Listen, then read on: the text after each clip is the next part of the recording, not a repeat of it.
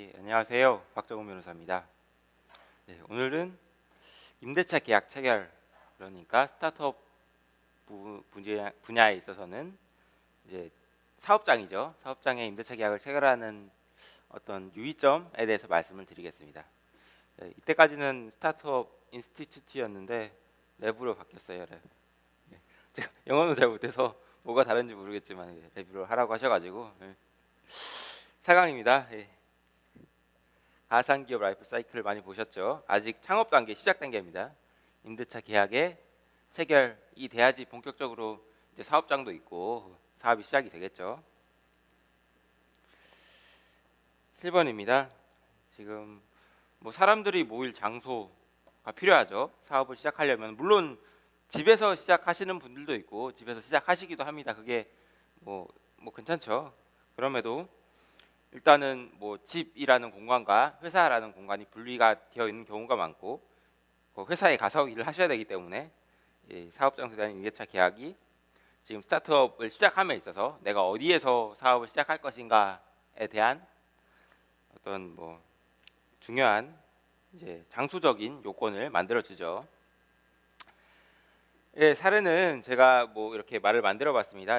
어떻게 보면 스타트업 사업의 최초의 계약이죠. 임대차 계약. 이제 앞으로는 계약을 많이 하실 겁니다. 어떤 용역을 제공을 하고 돈을 받으시는 것 모두 다 계약입니다. 그리고 이제 뭐 앞으로의 계약이 많은 그 일전에 말씀드린 동업 계약도 계약이죠. 근데 동업을 계약을 뭐 나중에 체결하실 수도 있고 뭐 또는 이제 동업 계약 체결을 사실 안 하시고 혼자 사업하시는 분도 있기 때문에 어떻게 보면 최초의 계약이라고 할 수 있습니다. 임대차 사무실 임대차 계약을 체결할 경우에 유의사항은 무엇일까? 뭐 예를 들어 봤습니다. 이제 등기부등본을 보시면은 이제 계약 당사자 소유자가 있을 것이고 뭐 이런 것도 다 확인을 하셔야죠.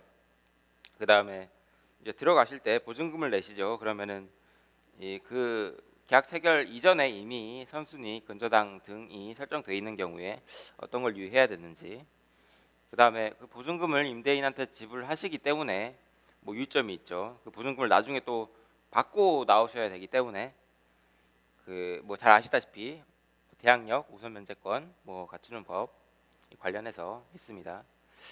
우리나라에서 그 임대차를 다루는 법은 크게 뭐 세 가지를 보실 수 있죠. 일반적으로 뭐 가장 기본법인 민법에 나와 있는 민법 채권 각칙에 있는 그 임대차 규정이 있고요. 그다음 여러분들 잘 아시는 뭐 주거 생활에 필요한 이제 임대차 계약을 특별히 제정하고 있는 특별법인 주임법이라고 하죠. 주택 임대차 보호법이 있고, 그 다음에 지금 말씀드릴 사업장에 대한 뭐 임대차 계약 체결은 상가건물 임대차 보호법이 있습니다.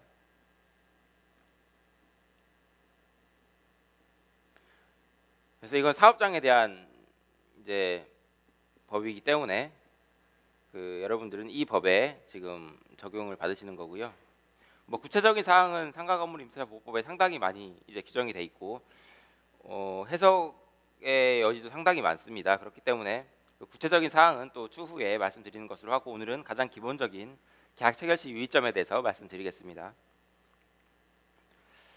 말씀드렸다시피 이제 처음 계약 이제 뭐 돌아다니시겠죠. 여기 뭐 어디가 이제 좋나 이렇게 뭐 공인중개사도 찾아가실 것이고, 또는 뭐 요즘에는 이제 코워킹 스페이스 이런 데도 있죠, 많죠. 뭐 이렇게 해서 어디가 좋나 일단은 발품을 파셔야죠. 또는 인터넷을 찾아보시든지 이렇게 하셔가지고 어떤 특정한 이제 뭐 사업장을 발견을 하셨어요. 그래서 이 건물을 발견하셔가지고 아 여기가 좋다 해가지고 하겠다 하면 제일 먼저 이제 공인중개사 사무소에서 뭐 설명을 또 많이 듣겠죠. 임대인을 실제로 만나실 수도 있고 또는 그 공인중개사 사무소에서 일단 뭐 대리인으로 계약을 체결하실 수도 있는데, 하신 다음에 보셔야 될 게 부동산 등기부등본입니다. 요즘에는 이제 예전 용어긴 한데 전부사 그 부동산 등기사항 전부 증명서라고 돼 있는데 가장 기본적인 사항입니다. 이 권리 의무 관계 또는 뭐 소유자가 누구인지가 모두 명시되어 있기 때문에 중요합니다. 그래서 뭐 누구나 대법원 등기소에 인터넷으로 들어가시면은 이제 몇백 원 내면은 다 보실 수 있는 것인데 뭐 공인중개사 사무소에서도 출력해서 계약 체결할 때 보여주시죠. 거기는 뭐 세 가지로 나뉘어 있는데요. 표제부, 갑구, 을구 이렇게 돼 있는데 이제 주소, 면적, 건물 구조, 건축 연도 등 이제 가장 기본적인 정보에 대해서 표제부에 나와 있고요. 두 번째는 갑구, 소유권에 대한 사항이 기재되어 있습니다. 뭐 소유자 등을 확인하실 수 있고요. 그래서 이때 이제 갑구란을 보실 때 중요한 것이 그 임대인이 누구인지 결국에는 특별한 사정이 없는 한 소유자가 임대인이 되겠죠. 소유자가 자신의 건물을 임차인에게 뭐 임대차를 계약을 체결하는 거니까요. 예, 특별한이고요. 임대차 계약서 임대인란에 특별한 사유가 없는 한 소유자가 기재되어야 합니다. 계약서 임대인란은 뭐냐면은 이제 계약서를 작성하실 때 보시면은 이 계약서가 있죠. 일반적인 이제 폼은 일반적으로 공인중개사 사무소에서 많이 쓰시는 폼이 있죠. 여기에 이제 뭐 정보가 쭉 있고 여기 계약 이제 부동 문자로 어떤 계약상에 일반적으로 기본적인 계약상 어떤 뭐 조항들이 있고요. 그다음에 특약사항 여기 있고요.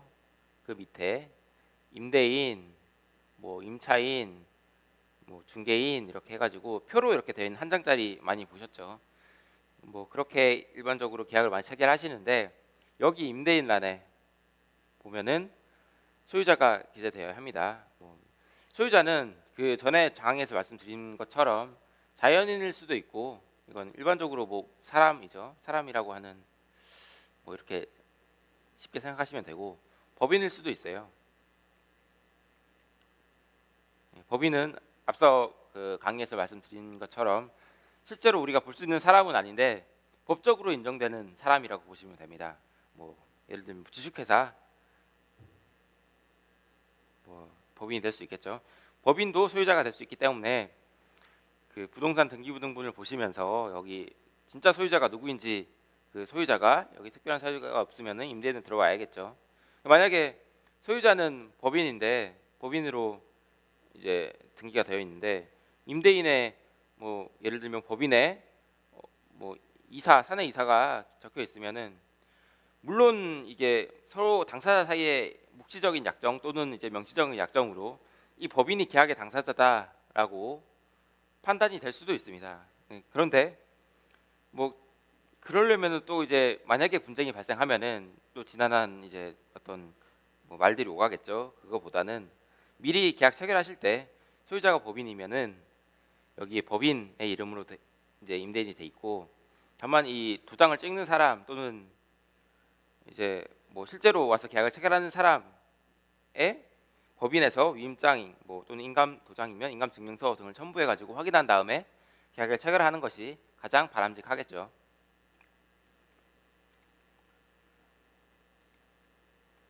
자, 을구입니다. 소유권 외 등기사항 뭐 우리가 쉽게 담보 뭐 이렇게 말을 하죠. 근저당권, 뭐 저당권 등이 기재되어 있는 란인데요. 일단은 이제 을구가 중요한 것이 그 건물이 있으면은 건물에 일반적으로 을구에 건물을 담보로 해서 이 건물이 있고 이 토지가 있으면 건물을 담보로 또는 토지를 담보로 해가지고 금융권에서 대출을 받아서 이 건물이 뭐 건축되는 경우 또는 이제 이 소유자의 필요에 의해서 건물을 담보로 대출을 받으시는 경우가 많아요. 그러면은 금융권에 또는 이제 뭐 일반 개인도 마찬가지로 선순위 저당권을 잡아놓죠. 그럼 날짜가 있습니다. 앞에 저당권 을구에 저당권 누구누구 저당권자 돼 있고 날짜가 있는데 이 날짜를 가지고 있으면 그 이후에 발생되는 어떤 저당권 또는 채권자는 이 저당권자의 후순위입니다. 저당권은 뭐 좀 민법 용어로 어렵게 말해서 이제 물권이라고 하는데 이건 누구한테나 대항할 수 있는 겁니다. 내가 처음에 이 건물에 아무것도 없는 어떤 이 아무런 권리 관계가 설정되어 있지 않은 건물에 저당권을 잡았기 때문에 이제 나는 이 건물에 있어서는 누구보다 우선하여 변제를 받을 이제 권리가 있다라는 걸 표시하는 게 저당권이고요. 이 날짜 이후에 만약에 여러분들이 계약을 체결하셔가지고 임대차 계약 체결하신 다음에 들어오시면은 만약에 이 건물 소유주의 변제 자력이 부족해서 이제 넘어갈 수 있죠. 경매로 또는 공매로 넘어가게 되면은 결국에 뭐 낙찰을 받아서 돈을 환가할 때 가장 먼저 변제받는 것이 이 선순위, 우선순위 저당권자입니다. 그렇기 때문에 만약에 건물이 팔렸는데 뭐 3억이었다. 근데 저당권이 뭐 2억 뭐 5천 이렇게 설정돼 있으면은 이 나머지 3억에서 저당권자의 권리인 2억 5천은 먼저 변제받아 가는 것이고 나머지 5천만 원 중에서 채권자들이 뭐 나눠서 변제를 받든지 이런 사정이 생기기 때문에 부동산 등기부등본의 을구는 중요합니다. 말씀드렸던 것처럼 선순위 저당 등 확인하셔야 되고요. 계약 체결 이전, 계약 체결이 나중에 또 말씀드릴 대항력 우선 변제권이 이제 설정되기 이전의 선순위 근저당권 설정이 되어 있는 경우 추후 건물이 경매 등으로 넘어가는 때 선순위 저당권자가 우선 변제 받음으로 주의하셔야 됩니다. 네, 이 권리관계에 대해서 또 보셨죠. 그리고 이 전이든 이후든 이제 기타 실제로 건물을 보셔야겠죠. 건물을 안 보시고 계약을 체결하시면 안 됩니다. 그러면은 혹시 등기부는 뭐 깨끗하더라도 실제 건물에서 많은 문제가 있을 수 있어요. 그렇기 때문에 내부 또는 외부 내부 상태 확인을 하셔야죠. 그래서 실제로 확인하시고 뭐 계약상은 처음에 계약 체결하실 때는 몰랐는데 계약 체결하고 계약금 가고 어쩌고 하다 보니까 나중에 입주하실 때 여기 건물에 누수가 있는 거예요. 뭐 물이 샌다든지 어떤 기본적으로 있어야 되는 설비 등에 대해서 작동을 안 한다 이런 문제가 있는 경우에는 또 임대인과의 어떤 마찰이 있을 수 있기 때문에 확인을 하셔야 되고요. 뭐 밤에 뭐 가보시거나 또 낮에 가보셔야지 이게 뭐 채광이 되는지 뭐 어떤지도 확인을 하실 수 있고 그 다음에 구석구석 잘 보셔야 됩니다. 이거는 또 여러분들이 계약을 체결하시는 어떤 여러 번 또 계약을 체결해 보신 분들은 아시겠죠. 그래서 어디를 또 봐야 되는지 이런 거를 잘 생각을 하시고 진행을 하셔야 됩니다. 그다음에 이제 계약서 작성 시에 유의할 사항입니다. 아까 말씀드렸던 것처럼 임대차 계약서 갑구 보시면은 뭐 소유권자 나와 있죠. 그러면은 원칙적으로는 그 소유권자가 임대인으로서 출석을 해서 계약을 체결하는 게 맞습니다. 그런데 뭐 소유권자도 아주 바쁜 경우도 있을 수 있고 그다음에 법인인 경우에 뭐 누가 계약 체결을 법인이 무형의 어떤 실체인 법인이 나와서 계약 체결할 수는 없잖아요. 그러면은 또 법인에서 누군가 나와서 계약을 체결하시는데 이제 뭐 임대인이 출석하지 않는 경우에는 위임장, 인감증명서 등 확인하신 다음에 정당한 대리권이 있는지 또는 뭐 정당한 어떤 임대차 계약 체결 권한이 있는지를 확인을 하신 다음에 진행을 하셔야 되고요. 그 다음에 중요한 것이 계약금, 중도금, 잔금. 뭐 일반적으로 이제 임대차 계약이면 중도금은 뭐 안 하는 경우도 있는데 하는 경우도 많습니다. 이 좀 큰 경우에는 액수가. 잔금 지급 시기 언제 지급할 것인지 각각 나뉘어져 있습니다. 계약금은 뭐 얼마, 몇 월 며칠 계약 체결 당시 지급하고 중도금은 또 이제 얼마, 뭐 몇 월 며칠 날 지급하고 잔금은 또 뭐 입주할 때 들어올 때 뭐 지급한다 이렇게 돼 있는데 이 사항이 상당히 중요합니다. 왜냐하면은 그 계약 체결 당시에 계약금의 경우에는 이제 여러분도 잘 아시다시피 어떤 위약금의 기준이 될 수 있습니다. 그러면은 만약에 계약금 걸어놓고 그 임차인이 나 이거 못 들어가겠다 지금 사정상 뭐 건물에는 특별한 문제가 없는데 내 사정상 못 들어간다 하면은 계약금은 이제 반환받으실 수 없죠. 몰취되는 거고요.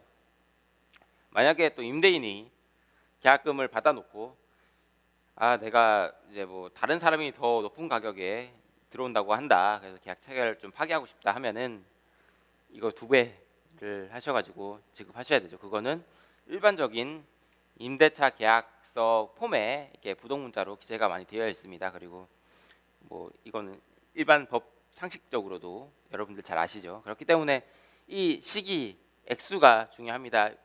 만약에 이게 지켜지지 않는 경우에는 이제 뭐 계약상의 의무 이행을 뭐 지체하거나 또는 뭐 불능한 것이 되겠죠. 그렇기 때문에 아주 중요합니다. 이런 사항들이 중요하고요. 여기서 원상 회복 의무 등 확인이라고 뭐 적어놨는데, 이 계약 아까 말씀드린 어떤 이 계약서 폼에 계약 사항이 있고요. 근데 여기도 일반적으로 부동 문자로 이제 임차인은 들어온 다음에 나갈 때, 그 다음에 뭐 예를 들면 2년 계약 기간 2년으로 해놨으면은 2년이 다 끝난 다음에는 임차인이 계약 체결 당시의 원상으로 어떤 뭐 건물의 시설 등을 회복하고 퇴거한다라는 문구가 기재되어 있는 경우가 있습니다. 그러면은 내가 여기 들어와 가지고 내 사업에 필요한 여러 가지 뭐 세팅을 할 수 있는데, 결국 나갈 때는 이거를 다 원상 회복, 그러니까 뭐 철거를 하든 또는 뭐 여러 가지 방법이 있을 수 있겠죠.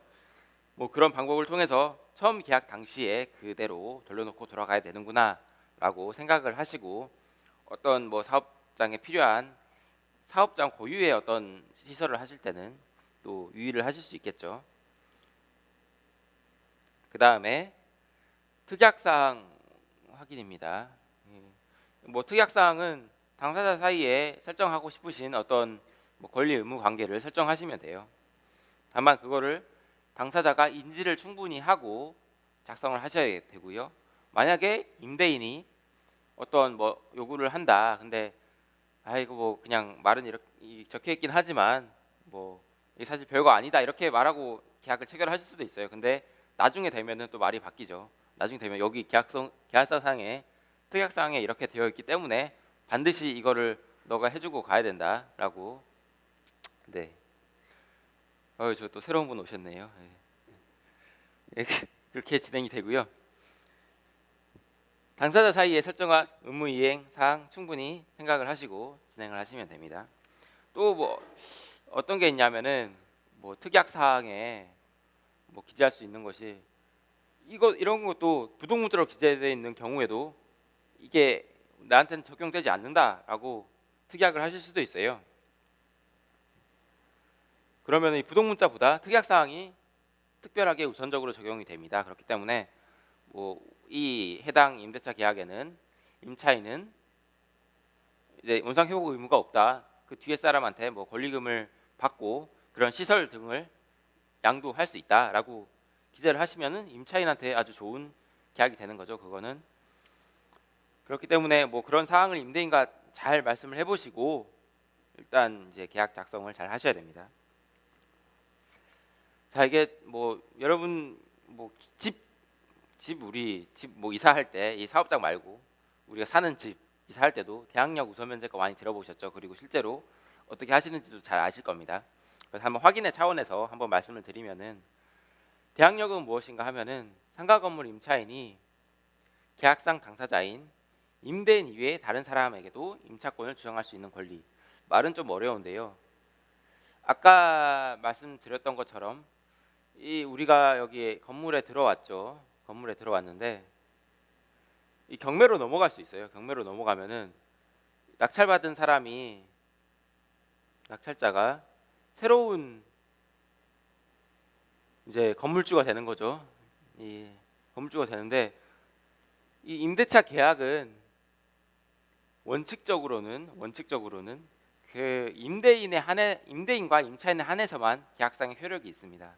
그렇기 때문에 만약에 이 계약상의 소유자가 바뀐다, 임대 건물 주인이 바뀐다 하면은 나는 임차인 너랑 임대차 계약을 체결한 적이 없기 때문에 너는 내 건물에서 나가라라고 이제 뭐 말할 수도 있는 거예요. 뭐 원칙적으로 보면은. 다만 앞서 말씀드린 것처럼 주택임대차보호법이나 상가건물임대차보호법에서는 이러한 이제 임차인의 어떤 권리를, 뭐 임차인들은 경제적인 약자라고 볼 수 있겠죠. 이분들의 권리를 보호해주기 위해서 새로운 낙찰자가 나타나더라도 그 전에 어떠한 요건들을 갖춰 놓은 경우에는 이제 새로운 낙찰자에 대해서도 내가 여기에 살겠다, 나는 이전의 소유자와 임대차 계약을 체결했기 때문에 너가 새로운 주인이 바뀌었더라도 여기 살게 해달라라는 것을 법적으로 보호해주는 어떤 이제 효력이 있는 제도입니다. 그래서 그렇게 생각을 하시면 되고요. 그 요건은 이제 관할 세무서에 사업자 등록을 하시고요. 그 다음에 여기를 실제로 인도해서 사용을 하시게 되면은 그 두 요건이 갖추어진 다음 날 0시부터 대항력이 발생합니다. 그러면은 뭐 예를 들면 2016년 12월 20일 날 이제 계약을 체결하시고 2016년 2017년 1월 이제 20일 한 달 간격을 두고 이때 인도를 받으신 다음에 입주를 하신다. 그러면은 뭐 같은 날 사업자 등록하면은 21일 날 0시부터 대항력이 발생하겠죠. 그렇다면은 만약에 이 이후에 소유자가 바뀌더라도 뭐 공매로 소유자가 변경이 되든 또는 임대인이 자기의 건물을 제3자한테 팔 수도 있겠죠. 이제 뭐 건물 팔고 다른 건물을 살려고 파는 경우에도 그 새로운 임대인한테도 내가 여기에 계속 이제 일을 하겠다라고 주장을 할 수 있습니다. 그런 게 대항력이고요. 우선 변제권은 또 이거 보시면은 대항력이 있는 임차인, 그러니까 앞에서 요건을 갖춘 임차인이 공매 시에 임차 건물의 환가 대금에서 후순위 권리자보다 우선하여 보증금 변제받을 수 있는 권리. 이게 또 무슨 말인가 하면은 그 전에 근저당 뭐 앞서 선순위 저당이 설정돼 있으면은 저당보다 이제 대항력 우선 변제권을 갖춘 사람이 후순위가 됩니다. 이 선순위가 있다면은 그러면은 우리가 선순위 근저당 다음에 어떤 이제 우선 변제권을 요건을 갖추게 되면은 그 후순위로 또 저당이 설정될 수도 있고요. 또는 임대인에 대한 이제 고유의 채권자들이 있을 수 있어요. 그 채권자들이 내 돈을 갚아라 하면서 이 건물 임대인이 이 채무자가 이 건물 소유를 하고 있네 하면서 이 건물에 대해서 어떤 권리를 주장하고 뭐 들어올 때에도 우선 변제권의 요건을 갖춘 사람이 이 저당권에서도 이제 아까 말씀드렸다시피 우선적으로 변제 효력이 있다고 말씀드렸는데 이 다음에 바로 이제 우선 변제권 가진 사람이 건물 팔리면은 내 돈을 배당해 달라 하면서 이제 돈을 받아가실 수 있겠죠. 그게 우선 변제권이고요. 그 요건은 이제 관할 세무서의 사업자 등록, 이거는 같은 요건입니다. 인도가 대항력의 요건을 갖추신 다음에 임대차 계약서상 관할 세무서장으로부터 확정일자를 받으셔야 됩니다. 이거는 우리 주택 이제 임대차 보호법에서도 확정일자 받으시면은 그 다음 날부터 우선 변제권 발생하는데요. 그거와 아주 유사하고 동일한 어떤 제도라고 볼 수 있겠죠. 그 주택 임대차 보호법에서는 세무서장이 아니고 이제 주민센터 가가지고 확정일자 받으시죠. 이 경제적 약자를 보호하기 위해서 우리나라에서 이렇게 특별법으로 이제 뭐 주택임대차 보호법이라든지 상가건물 임대차 보호법을 이제 만들어 놓고 이러한 제도들을 두고 있기 때문에 경제적 약자인 임차인들도 보호를 많이 받으실 수 있죠. 또 원칙적으로는 이러한 특별법이 없다면은 전세권을 뭐 설정을 해야 돼요. 근데 전세권을 설정한다면은 이 돈이 많이 들겠죠. 등기가 올라가야 되기 때문에. 그런데 그런 경제적인 부담 없이 대항력 우선 변제권 갖추시면은 아주 유사한 동일한 어떤 효력이 있습니다. 그래서 이제 뭐 앞에 여러 가지 설명을 많이 드렸는데 그래서 중요한 것이 무엇인가 하면은 임차인 여러분들이죠. 그 계약을 체결하신 다음에 인도 건물을 내가 이제 입주라고 하죠. 들어가가지고 사업자 등록 빨리 받은 다음에 등록증에 확정일자 빨리 받아둬야지. 나보다 뒤에 들어오는 이제 근저당권자들이나 또는 뭐 다른 이제 채권자들 또는 다른 만약 건물이 있으면은 건물에 또 뭐 이렇게 한 명만 들어와 있는 게 아니고 여러 명이 들어와 있을 수도 있겠죠. 뭐 여러 명 중에서도 내가 먼저 어떤 권리를 확보할 수 있는 이제 방법이 이렇게 빨리 받아두셔야 됩니다. 자, 계약 체결 후의 유의사항, 이거는 또 이제 주의를 하셔야 되는 부분이 아까 말씀드린 대항력 우선 면제권 요건을 말씀드렸죠. 갖춘 후에 뭐 어떤 사정상 폐업 신고 등을 하시면은 이게 중요한 것이 뭐냐면은 이제 각각의 어떤 날짜들이 있죠. 대항력을 갖춘 날짜가 있고 우선 면제권의 요건을 갖춘 날짜가 있는데, 이 날짜는 빨리 받아둬야지 이 다음에 들어올 뭐 다른 권리자들에 비해서 우선해서 받아가시는 건데, 만약에 폐업 신고를 하시게 되면은 이 효력이 없어집니다. 이 먼저 내가 받아뒀는데 다음에 근저당권자들이 들어왔고 내가 어떤 사정에 의해서 폐업 신고를 하고 다음에 다시 또 이 요건을 갖춘다 하면은 이 중간에 들어온 사람들보다 내가 후순위로 됩니다. 그렇기 때문에 이걸 유의하셔야 됩니다. 이게 우리 판례상으로는 이러한 앞서 말씀드린 이 요건들은 이 취득 요건일 뿐만 아니라 존속 요건이기도 하기 때문에 제가 설명드렸던 것처럼 이걸 폐업 신고하시거나 요건을 못 갖추시면은 다음에 요건을 갖추면은 여기보다 후순위가 되기 때문에 유의를 하셔야 됩니다. 그 다음에 뭐 당연한 거죠. 계약서 명시한 사항 준수하셔야 되고요. 계약서 명시한 사항이라면은 이제 뭐 계약금, 중도금, 잔금 날짜, 액수 잘 설정돼 있는 거에 대해서 모두 다 이행을 하셔야 되고요. 그 다음에 뭐 특약사항은 특별히 사회상규에 반하거나 불법적인 어떤 사항이 아닌 한은 당사자 사이에선 효력이 있습니다. 그렇기 때문에 그 효력을 유의를 하신 다음에 계약을 체결하시기 전부터도 유의를 하셔야 되고, 계약 체결하시고 그 다음에는 특약으로 만들어 놓은 거는 지키셔야 된다고 보셔야 됩니다. 특히 차임, 월세라고 하죠. 그 연체하시면은 안 되겠죠. 차임 연체하는 경우에는 우리 그 상가건물임대차보호법상으로도 상당히 이제 불리한 제약을 많이 받으세요.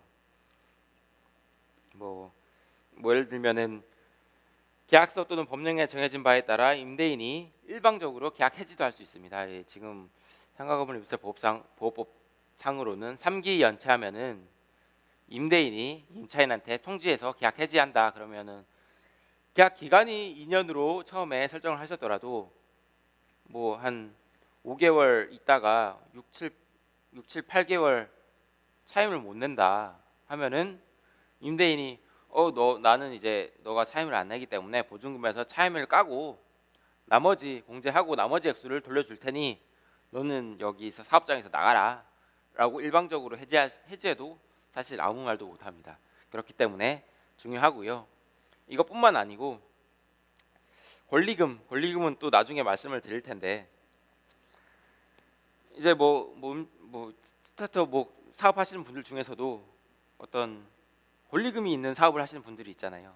그런 분들은 차임을 만약에 연체한다 하면은 우리 또 상가건물임대차보호법상 권리금을 받으실 수가 없어요. 권리금을 받을 수는 있겠죠. 근데 만약에 임대인이 너 권리금 못 받고 나가야 된다 하면은 원래 임대인한테 손해배상을 청구할 수 있습니다. 그런데 이 차임 연체의 경우에는 그 임대인한테 그런 주장을 못 합니다. 그렇기 때문에 차임 연체 안 하는 게 아주 중요한 이제 계약상의 내용이고요.